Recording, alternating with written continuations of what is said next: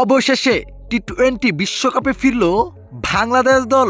দর্শক, বাংলাদেশকে দলে ফিরিয়ে সংবাদ সম্মেলনে এসে কি বললেন আইসিসির চেয়ারম্যান জয় শাহ।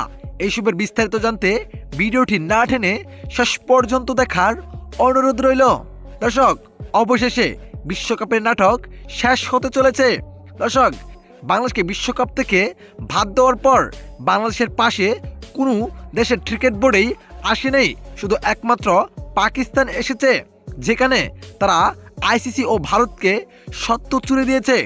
বাংলাদেশকে যদি বিশ্বকাপে ফিরানো না হয় তাহলে ভারতের বিপক্ষে ম্যাচ খেলবে না, যে বিষয়টি একেবারে নিশ্চিত করেছেন পাকিস্তানের ক্রিকেট বোর্ড, যা শুনে রীতিমতোই মাথায় হাত আইসিসি ও ভারতের।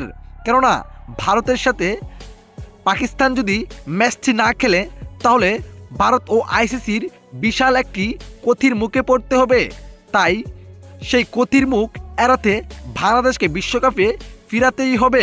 তাই তো অবশেষে বাংলাদেশকে বিশ্বকাপে ফিরানোর আশ্বাস দিয়েছেন আইসিসির চেয়ারম্যান জয় শাহ, যেখানে তিনি এক সংবাদ সম্মেলনে এসে বলেন, আমরা অনেক চিন্তা ভাবনা করে দেখলাম, বাংলাদেশকে বিশ্বকাপে সুযোগ না দিলে আমাদের বিশাল বড় ক্ষতি হবে।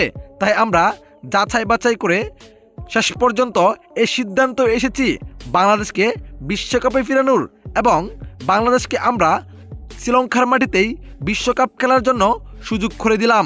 তারা এখন বিশ্বকাপ খেলার জন্য শ্রীলঙ্কায় যেতে পারে, কোনো বাধা নেই।